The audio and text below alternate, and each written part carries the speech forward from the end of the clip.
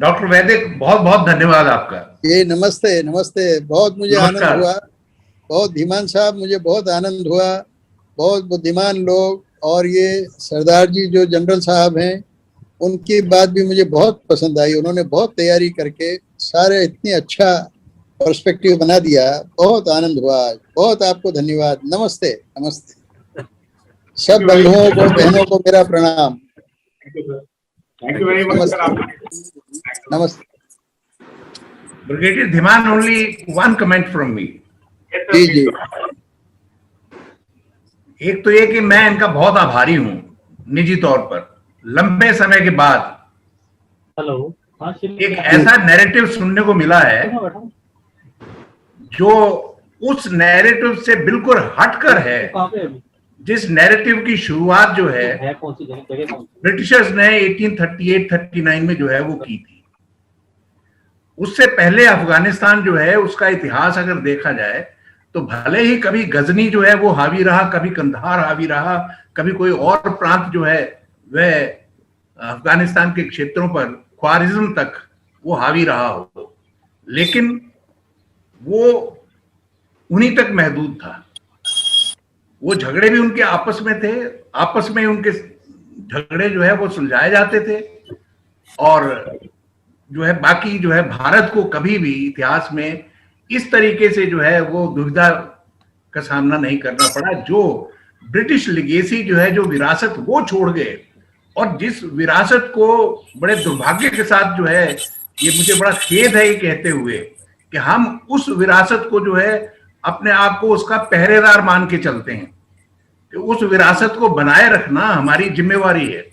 हालांकि हमारे सामने उदाहरण है कि ब्रिटिशर्स को भी जो है वो जीत नहीं हासिल हुई, रशिया को भी जीत हासिल जो है वहां नहीं हुई, और अमेरिका जो है उसको भी जीत हासिल नहीं हुई। तीन दुनिया की बड़ी शक्तियां पिछले 200 साल में वहां से मुंह की खाके जो है बाहर निकले हैं। और इस दृष्टिकोण से जो है वैदिक साहब ने जो पूरा जो है हमें बताया है वो बहुत ही यूजफुल है, और हमें जो है कम से कम थोड़ा हौसला देता है कि हम उस नैरेटिव के बारे में भी सोचें जिसको बोलना और लिखना जो है आजकल एक किस्म से जो है मना हो गया, फैशनेबल है कि एक ये नैरेटिव ही चलाओ कि भारत वहां क्या भूमिका, भारत ने वहां कभी कोई भूमिका नहीं। और इसलिए जो है आज भी जब भारतीय जो है वो अफगान के बारे में सोचता है, पठान के बारे में सोचता है, तो हमारी मानसिक जो है सोच वो रविंद्रनाथ टैगोर की उस कहानी से जो है प्रभावित होती है, जो काबुलीवाला नाम की कहानी है। हमारे लिए काबुलीवाला, हमारे लिए पठान, हमारे लिए पश्तून जो है वो वही काबुलीवाला है, और रविंद्रनाथ टैगोर ने लिखा जो सूदखोर भी है, जो हत्या भी कर सकता है, लेकिन जिसका दिल इतना कोमल है कि अपनी बच्ची के पांव के निशान जो है वो 20 साल से अपनी जेब में रख के जो है वो कलकत्ता में घूम रहा है।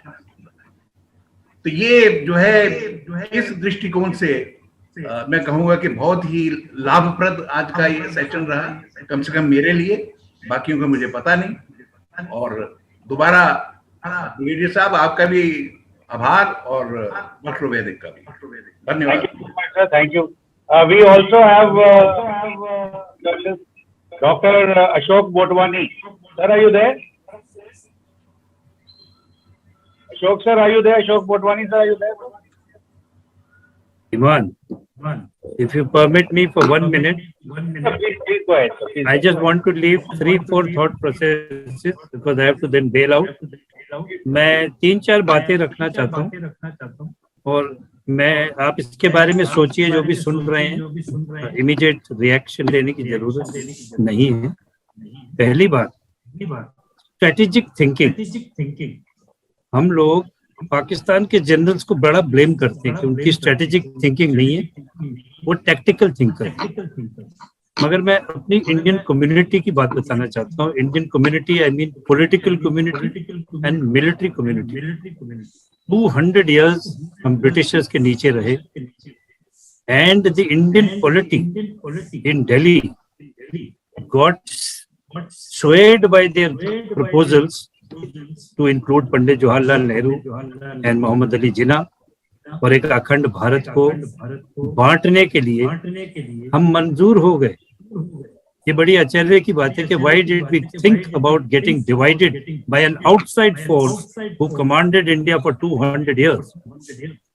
Unfortunately, the Britishers divided two basic major states, and that was Punjab and the Greater Bengal, into East and West Bengal. हम लोग स्ट्रेटेजिक थिंकर नहीं है, हमने इसके बारे में सोचा ही नहीं, हम इस ट्रैप पे गए और अपने देश का बंटवारा कर दिया। लाखों लोग मारे गए। पिछले 70-73 साल में हमने कश्मीर के इशू को साइड में रख दिया। दिल्ली का कोई इंटरेस्ट नहीं था। जब प्रॉब्लम होती थी, क्राइसिस होती, तो हम क्राइसिस मैनेजमेंट करते हैं जे&के में, इंक्लूडिंग लेटेस्ट पत्थर, जब स्टूडेंट्स पथराव करते थे, और उसके बाद जब वो ठंडा हो जाता तो उसको साइड में फिर रख देते। ये हमारी स्ट्रेटेजिक थिंकिंग रही। और पिछले 30-35 सालों में सीआई ऑपरेशंस के लिए कोई भी डॉक्ट्रिन नहीं लिखा गया। There is no politico military direction in Jammu and Kashmir to sort out this issue. It is an open ended mission. भाई आपने मिलिटेंसी खत्म करनी है, अगर चीफ को डायरेक्ट कमांड दी जाएगी कि I want militancy finished by 2022 December, तो हो के रहेगी। अगर ऐसे नहीं दोगे पॉलिटिकल डायरेक्शन तो नहीं होगी। अब बांग्लादेश की बात की मैडम ने, हमने बांग्लादेश को आजाद करके और एक देश बना दिया। We are the latest country in the world on the globe who has liberated and created a new nation called Bangladesh. I think it was a strategic blunder of India. We should have merged the erstwhile West Bengal, East Bengal and recreated the Greater Bengal. आप ही की पिछली discussion में और webinar में कहा गया कि we will retake Punjab, Gilgit and Baltistan and the POJK to recreate the actual original Jammu and Kashmir. And look at the irony, in 1971 when we liberated Bangladesh, we captured Hajipir Pass. And we had 93,000 prisoners of Pakistan Army. We handed them back on a plate, including Hajipir was given to them. And in the Indian military parlance, those disadvantaged areas of LC were not even straightened. No, on the negotiating table after 1971 war, India failed miserably at the strategic level, both at political level and military level. So I leave it at this.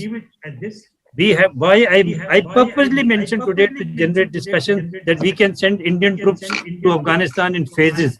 I also know I spent 40 years in army. I know how hardy fighter he is. But this was to generate a discussion and think out of the box. What will a theater command do and strategic force command do in Andaman Nicobar? Why are they being created? If you can't even go to, we went to Sri Lanka. I think that was another strategic blunder on part of India. We went to rather the मोती जो भारत माता के पैरों में है, Indian ocean में, हम उसी के अंदर चढ़ाई कर गए। हमने उसको उठा रहा था और बाद में अब लेटेस्ट हमने उसको $1 बिलियन की सपोर्ट दी है।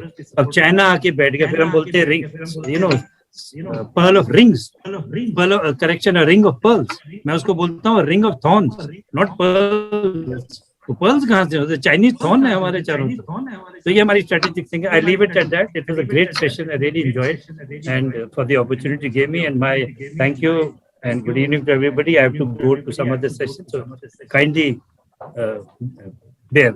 Thank you very much. Jai Hind. Please like and subscribe.